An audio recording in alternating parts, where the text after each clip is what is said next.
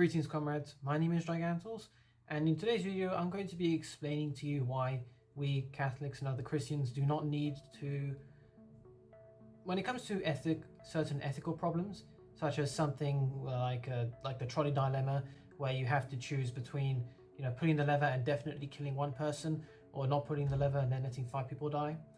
Why we Catholics and Christians don't really need to answer such questions. And it actually relates onto an argument I had with the guy. So this is in a sense a battle log video in which I basically explain. I show you screenshots from the argument I had with him. I explain to you what I was trying to say, trying to point out what I'm trying to say. Just read what I'm saying so you guys can learn what to say and do in such a situation. So the context of this was a random video I came across on on Facebook and Facebook Watch. I was scrolling down through a bunch of videos while trying to eat supper or something, and it was really late that night. And I saw this video that said, "It's probably really late where you are." And I said, "It is." He's like, "I don't even know how you got to this video." I'm like, "Neither do I. I just scrolled down randomly." And it was a very strange way this video started. And I was like, "Tell me more. I want to know what this is for. Is this an advertisement for something?" Because I didn't know what was being advertised at all. And then she said, "But just know that despite whatever your situation," and I was on edge. I was going, "Yes."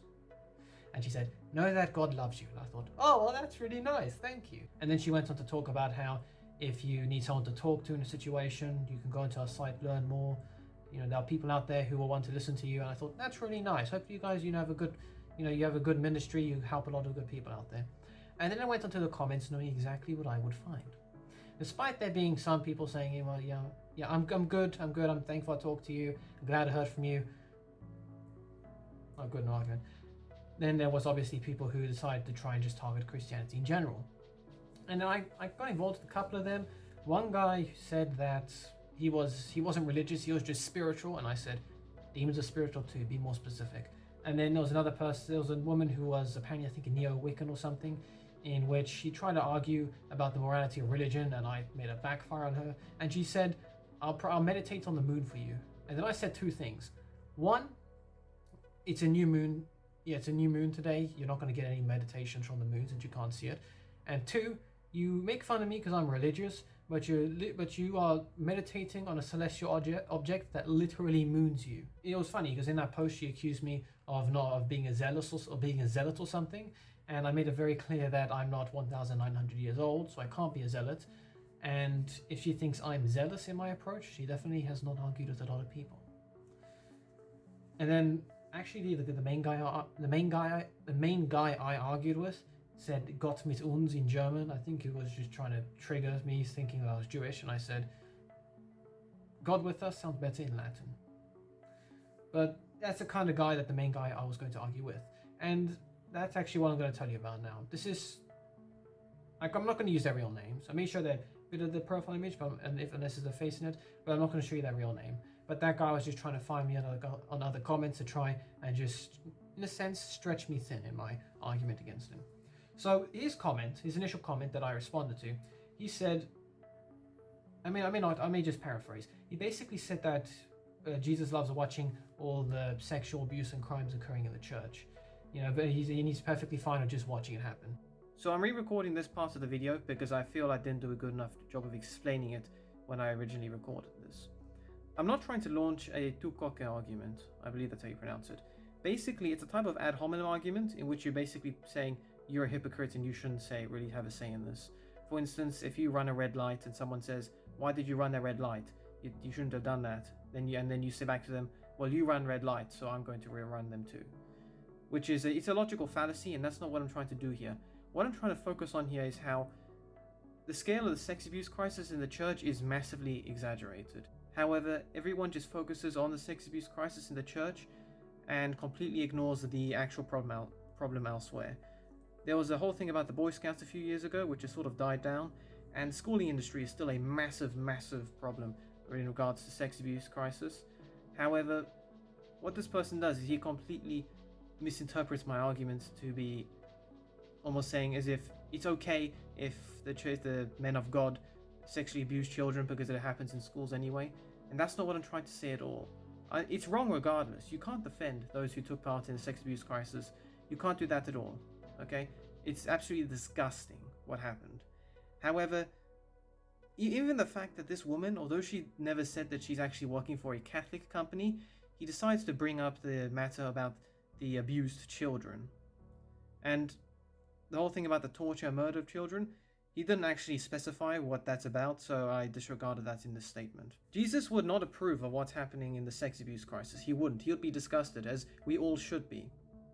But to simply use that as some sort of tactic in, oh well, the church abuses children, that's wrong. The church does not abuse children. Corrupt people in the church abuse children. To use that as some sort of proof against the church is wrong. It's stereotyping massively. That is a proper logical fallacy. Not this misunderstood accusation of tukoke. What's more, we do know that the school boards do try and move around teachers that are involved in their own sex abuse crisis, or try and cover it up and bribe families to stay silent about it. There are reports about this happening. So what he's actually doing here is that his arguments are actually backfiring, because everything that he's saying applies to us is actually backfiring upon himself. Not that it's right either way. We definitely should not be moving around priests or teachers if they are abusing people. That was a massive mishandling of the situation. However, thanks to Pope Francis, he is trying to sort that out by being more open with the problems in the church, and he is trying to bring justice, so we should be thankful for that. The church may have messed up in how she's handled such cases in the past, but she's trying to do what she can now to fix it. This person here saying that this is an accusation of tukoke shows that he doesn't actually know all the facts of the case. Or he doesn't know how to appropriately call out a logical fallacy when he sees one. And then the topic started getting into the whole point about ethics from this point on, in which I pointed out how you shouldn't be blaming parents for the actions of their children. If they've done what they could to try and raise children, to try and raise children as good people, if the children do it, you can't blame the children. You can't blame the parents for the actions of their children. It's the children you should be blaming. And then this is where the ethical part of the question started arising, because he said this to me: would you have a child knowing in advance that they would murder someone and allow them to kill despite having the power to prevent it? Yes or no? And he said that his answer would be no. And I said this to him: the problem with such situations as the one you presented above is not to show consistency in one's moral beliefs, but to force you to break them under imaginary circumstances. For instance, it's like asking would you rape someone if it somehow saved another's life. Such logic is unrealistic outside of a horror movie and leads one away from establishing a solid base of morals. If someone came up to me and presented the situation you gave, I would ignore it and have a child one day, because there is no way one can predict the future. I'm sure that if that prophet spoke to enough random people on the street, he'll eventually be right. But then that's not really a prophecy any more than saying the dice will eventually land on a one. And if you then ask, would I still have a child if God told me instead? Then I'll still have a child, as I would know that he wouldn't be God. Because God does not prevent people from changing. His very nature is about giving people the opportunity to change. He lets people exercise their free will. If he prevented certain individuals from doing that, then he would not be God. What's more, you cannot logically prove a person who hasn't been conceived yet will commit a crime, because we cannot predict the future. There would be a bloodless genocide if we did know, in which people would be forced to not conceive, which prevents the lives of thousands, then millions, then billions of people in the future. Which then leads to the grandfather paradox, since as they were never born, we would never have received the warning to not conceive them, meaning they would be conceived and would be stuck in a loop forever. And then he answered this very complicated answer with, I'm unclear, is that a yes or no? And so then I answered with, long story short, if you give an illogical situation, you cannot expect a logical answer by definition. Imaginary numbers in physics are great for producing models of the universe, but they cannot be used as a substitute for real numbers. Putting in real numbers results in failure after failure. Now this is important here, because what I'm trying to say is that when it comes to an ethical situation like that, it usually relies on a certain amount of imagination. And the whole point about it is that there's a level of imagination behind it. There's some aspects of reality in it, such as with the trolley dilemma. You may have, trolleys do exist, levers do exist, people do exist, but how likely is it that you would actually be in a situation like that? And how accurate do you think you could say what you would do in that situation? Some people in that situation, as opposed to the hypothetical situation, would not act the same way as they would in real life. And that's what the situation he gave me There were several problems with it, including the fact that we don't know the future, and you cannot convict someone of a crime that they have never committed. You may convict them with saying you have the intention of committing a crime, you could have committed the crime and you had the intent of doing it, but you can't commit them for actually doing the crime because they haven't done the crime. It reminds me of X-Men Days of Future Past, when the Sentinels not only attacked mutants, but everyone who had the mutant gene in them, even where they would be parents of mutants or grandparents of mutants, and it resulted in a massive genocide. Because you can't just, where do you even draw the line with this? Do you draw the line of the criminals themselves, or do you draw the line of them even being conceived in the first place? Because, like, how far back does that even go? And in doing this, you prevent billions of people eventually from existing. And like I said, it's a bloodless genocide. You're preventing them from even existing in the first place. It's a step up from abortion in a sense. Logically speaking, especially since we can't prove time travel actually exists, or how anyone could have knowledge of the future without having taken it directly from the future and knowing for certain that will happen, that wouldn't change anything, because that would just create a paradox in me trying to avoid it. And so if I would rather continue with time than create a paradox, because what purpose does a paradox serve exactly, except as a trap? If you know something's going to happen in the future, then that will happen anyway. The future is a result of all your actions. And I will make a video explaining the Christian and Catholic perspectives on time travel, but name a single biblical prophecy that has been broken. None have. Some may have been applied to the wrong situation, or some had multiple meanings. Not necessarily all of them were meant to be fulfilled, but you cannot change the future. So there's no point in avoiding something, because no matter what you do, you will still end up reaching it. Which is why for his situation to exist, it requires a huge amount of illogic. Okay, the opposite of logic, illogic. And because of that, especially when it comes to someone like God, God doesn't stop people being conceived. He doesn't stop people being conceived. Everyone has an opportunity to live. If people stop others from conceiving, then they are interfering with God's plan, because only God can decide when to give life and take it away. To interfere with that through something like contraceptives, that he does not want that. Okay, that is taking away power, not actually like absorbing power from him or anything. That's taking power away from him, and he does not like that. Okay, it's not that he's jealous or anything, no, but you're effectively interfering with his plan. And so then this went back and forth for a little bit. He said nothing illogical about it, yes or no. As a reminder, my answer would be no. And I said, it is illogical unless you can prove people can predict the future or time travel exists, or how the grandfather paradox can be avoided, whilst proving it exists in the first place, because you can't avoid something that doesn't exist. And he said, the point is that your God supposedly knows the future, or do you believe he is not all-knowing? I understand your reluctance to answer the question. If you say yes, then you're shown to be an immoral monster. Say no, and you demonstrate that you're better than the God you think is real. Perhaps a couple more yes-no will help clarify. Did this God have a choice in the sort of universe he created? And then I decided to continue with my substantial answers, which definitely seemed to be blowing him off track. I said, no, I'm not answering this question because it cannot be logically answered outside the realm of imagination. You cannot slap a label on someone to try and evoke a personal reaction or change of heart, especially with God who does not change his character. God is all-knowing, but not once have you ever said it was God warning me not to have a child who would kill. Because when he came to me, he only said, what would you do if someone told you, or you knew this or that? He never actually said it was God who was telling me that. I just added in God in my answer to try and talk about just the character of God and why God telling me not to conceive like that, it would be wrong. Because it would be my child in a loving relationship. He would not be telling me not to conceive, because if I never did conceive that child, then how would he know if no one had ever been conceived? There is no pre-existence of souls. Okay, that is heretical. There's no pre-existence of soul. There's no souls created before creation waiting to have a body that was denied them because people didn't conceive. Okay, that's not how it works. Not only that, but God will not stop someone from even being conceived because that person would never exist in the first place. God exists outside of time and space, which means that he knows everything that will happen and everyone that will be born. So he would know of any people that never existed because they were never conceived in the past, present, or future. Your situation goes against his nature, which means it is not God. God is an entity who is beyond our understanding, save for his attributes we used to define his character. If you prove that he does not follow these attributes and thus his nature, then you'll prove he doesn't exist. So it's not that I'm refusing to answer a situation because the implications for God, but I cannot answer the situation because it is not God who is involved.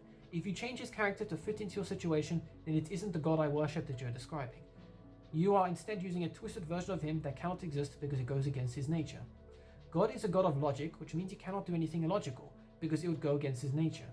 For instance, a rock that he cannot lift is logically impossible because it is illogical. It cannot be used in this logical universe to disprove him. You would have to break the laws of creation and define logic to do that, which is impossible. And you continue to prove my point. To try and change my view on God, you are trying to rewrite the laws of the universe and his character, which means that it is not him anymore, nor his creations. You can create any scenario you want, but it would not reflect him accurately or invoke a logical response. Such is trying to redefine nothing as something, despite that being impossible because something implies a presence, which there is nothing in something. And to answer your last question, yes. But before you ask potential follow-up questions such as why not create an all-good universe, or one where everyone is saved, something along those lines, it revolves around free will. God did create an all-good universe, one that didn't need saving. But the abuse of free will by Satan and eventually us resulted in it no longer being all good and us requiring salvation. Did God know this would happen? Yes. But this is where the importance of free will comes in. He wants people to choose for themselves whether they follow and love him or not. He'll respect our decision either way. This world is far from perfect, but that is not his fault. Free will is the most important thing in creation, the most powerful force out there, but it can be abused. That doesn't mean it should never have existed. That doesn't mean God is accountable for creating something that would later be abused because his intentions were perfect, whereas ours were and are not. Which then brings us back to the definition of God's character in the logical universe he created. If you present an illogical situation by painting God's character differently, then it isn't the original God you are using. Which means that God as the source of all logic has now been presented as a source of illogic. That is not who he is, nor can it be passed off or treated as who he actually is. Long story short, you are relying on a definition of God that cannot exist, so I cannot give an answer to that which does not exist and is illogical, in a logical universe where he does exist. And then I followed up with, you could tell me to shorten my answers, but then that would ignore the entire depth to which such a situation would need to be approached and understood in as accurately as possible. So instead of giving hypothetical situations which rely on a combination of logic and illogic, you would need to give a realistic situation, which portrays God accurately, impossible for a hypothetical situation such as yours. And then he said, they just demonstrate that God exists rather than just assertions. And then I added in my comment. Continuing on with my distinction between logic and illogic, I doubt you would accept evidence given for God since there are limited relics on earth, and as a spiritual being there are limited physical measurements to record him, hence no photos or visual observations. The philosophical and logical reasoning you would misunderstand is shown by above, and the relics you would dismiss. And that's it, because after this he didn't respond at all. In fact, it's been over, on my perspective, it's been over a day since he's responded, and I'm still waiting for him. And actually, my throat is really sore. Let me just get a drink quickly. So right now, if my voice sounds funny from the video I recorded the video I recorded before this one was genetic evidence for the Immaculate Conception. If my voice sounds funny in this video compared to that one, it's because it's a bit sore right now. But the point about this video I was trying to get across in here, and I was trying to get across to him, was that when it comes to an ethical situation like this, it's not realistic. One of the stupidest things that we've seen from pro-choice arguments is that they'll invoke a huge amount of absurd factors and things happening just to try and make their point seem valid. I can't remember the exact example they used, but one example that they said was, and I think it was just created as a mockery of the sort of arguments that pro-choicers would get across, was it was involving the use of machines and accidents, and I think falling on and somehow a woman conceiving the moment she accidentally fell on a machine that forced her to have intercourse with a man by accident, and she was like 12 or something. And I got around halfway through this hypothetical situation, and I was thinking the exact same thought as a guy who had posted this image up. It's absurd because it's complete. This makes no sense, and that's what I'm trying to get across here. When you try and present a situation that completely contradicts God's character, and he's meant to be the person warning you not to do something, then it's not God speaking. Here, God is telling me not, according to his situation, God is telling me not to conceive because I would have an evil child. So did Adam and Eve? Did God tell Adam and Eve not to conceive Cain? Did he maybe say, he didn't say to them, wait another month because you're going to conceive an evil guy out of this. No, all people are born whether or not they become good or evil. If anything happens to them afterwards, such as maybe a stillbirth or an abortion, or they die before they can really contribute much to this world, that's another thing entirely. But telling me not to conceive someone to the point that God here is warning me of someone who doesn't even exist to stop them from existing in the first place. How would God know? If God exists outside of time and space, how would he know they existed and tell me not to conceive them so that they never existed? And the way he tries to put forward this strange image of God in the situation, it's not God he's referring to. He's referring to some sort of strange version of God who is completely illogical, because God is defined by a specific set of attributes, as I said here. And if he goes against any of those attributes, then he's not God. Okay, it's the simplest way to disprove the existence of God. If you could prove God did any one thing evil, then he's not God. If you could prove that he doesn't know something, then he's not God. But in this situation, how could he prove to me about someone that never existed if that person never existed? Because if they never existed, how would he know about them?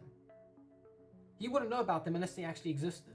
When it comes to the trolley dilemma, there's the, okay, will you sacrifice one life? Will you sacrifice one life or 5 lives, or 3 lives, whatever? And you say, okay, well, you'll choose one or the other. That's fine. But we need to remind ourselves, what are the odds that this is actually going to happen? And what are the odds that we will have the same answer? Then things start getting more hypothetical, more detached from reality. Out of the 7 billion people on Earth, 6 of them are somehow involved in this experiment, excluding yourself. But now, out of the 7 billion people on Earth, the one person, if you chose that you would sacrifice 1 life over 5, all of a sudden that one person is now your spouse. What are the odds out of 7 billion people that will happen? Or what happens if now those 5 people are now children? What are the odds that will happen?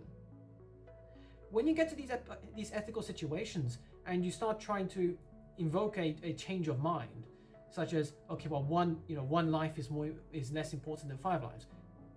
That could be, you could attribute that to logic. Okay, logic, 5 lives is more than 1 life. But then to try and force them to change their mind, saying, okay, well, you think 1 life is more important than 5 others if it's your spouse or relative or whatever.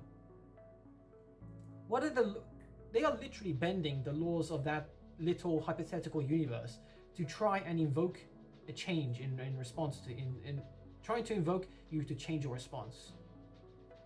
And if you still somehow remain adamant, you will very quickly see how these ethical situations start getting out of hand completely. Now, I'm not going to actually try and answer this one or try and explain it because it's so stupid, but let's look at this situation here, okay? What are the odds of this specific situation happening here? What are the odds? What are the odds that... Seriously, can someone please explain to me, what are the odds that something like this would happen? And that's the point. They're trying to invoke a reaction out of you. They're trying to make you change your response. They're trying to break your moral compass. They're trying to break your moral code so that they can prove that morality is not built upon a solid base of morals. And in doing that, they are breaking the laws of the universe, or rather trying to twist the laws of this hypothetical universe, because they know they can't change reality. You can't change reality. But they're trying to create these hypothetical situations which rely on very strange laws of the universe, with no backstory to them, no explaining, whatever. They just put you in a situation and say, choose. But what are the odds of this actually ever happening? And that's why we Catholics and Christians don't need to answer such questions as this, because these situations cannot be answered logically, because they are illogical in nature. A situation like this will never ever happen. And if someone does try and make it happen, I can guarantee you it's definitely not going to happen in the way that they're trying to make it here. And even if someone did try and make this happen, actually, who would go this far to try and make a situation like this happen? Who would, again, just looking at this specific image here, what are the odds of this actually happening? What are the actual odds of this happening? You see, there's something that's called, and this This is more than just simply saying, okay, well, there's 7.7 billion people on Earth, so there should be at least one person who could try and do something like this. No. To get these specific vectors in place, I think it's vectors, is that the right word? To get these specific factors in the right place, these specific factors, this specific situation, I believe the odds of doing something like this would be lower than, what is it? The Avogadro's, I'm terrible with math, sorry. Avogadro's number or something, but that number is typically seen as the mathematical limit of possibility. If you have a number that has a 1, has a single chance out of all those, out of that entire Avogadro's number, whatever that number is, out of all those chances, only one of them happens, then it's possible. If it's less than one chance, if it's less than just one chance out of all of those chances, then it's mathematically and statistically impossible. This would fall into that statistically impossible category. As do all of these other ethical situations here. Some of them may be more possible than others, but again, we can't exactly predict what we're going to do in such a situation. And hopefully none of us have to be involved in any trolley problem situation. But if something like that happens, we need to actually remember that having 6 random people, that's one thing. 6 random people, 5 of them somehow tied to a single track and 1 of them to the other. What are the odds of that happening? And for it to become any more, morally harder to choose, what are the odds of that happening? And that's why we don't need to answer them. Because we need to look at this logically and say, how could this happen? Why would this happen? And if for some reason, if somehow God is involved in this, if they say God tells you to pick one or the other, why would God tell you to do that? You need to remember something here. Just because someone claims to be God doesn't mean they are God. God is defined by a specific set of characteristics and attributes. If you find someone who claims to be God but cannot fulfill them all, then they are not God. They are probably Satan trying to pretend to be God. So when you look at these situations, just remember you don't have to answer them. Oh wait, actually, here's another situation. In talking about how impossible such a situation could be. If there were 5 people on a track and they weren't able to move, and the only way you could stop the train moving is by pushing a fat man in front of the tracks to stop the train, which would kill him, would you do that? Now, some people may say no, because they couldn't directly kill a person, and some people may say yes, because you'd still save 5 lives. But a person who is familiar with the laws of logic will say, how can a fat man stop the train? Just stop. How can he stop it just by throwing him in front of the train? How slow is this train? How fast is this man? What sort of laws of the universe are being applied here, other than cartoon logic? And that's more evidence for this case. When you are approached with an ethical situation like this, just look at it from a logical perspective and say, how likely is this going to happen? What are the odds that this would happen?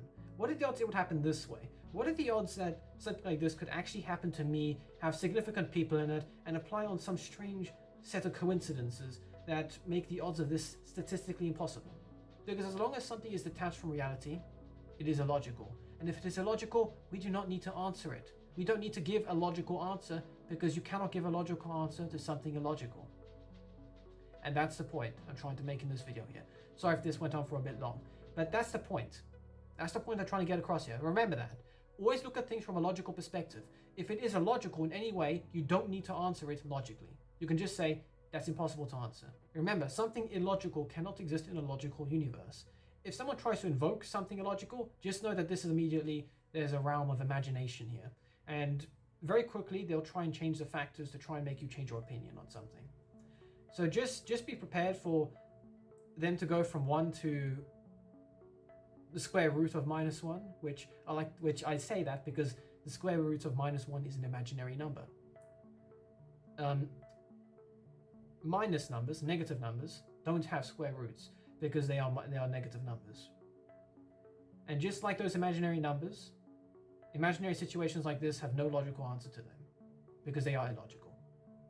But that's enough of me repeating myself for now. So if you like this video, please do give it a like. Please do share my videos, or please do comment on what you think of them and any other videos you want me to do. Please do subscribe to my channel so you can see more of this content, and please do ring the bell so you can keep up to date with my video releases. Next episode or next video, I'm not sure what I'm going to do, but just remember, guys, illogical situation has no logical answer. Don't fall for it.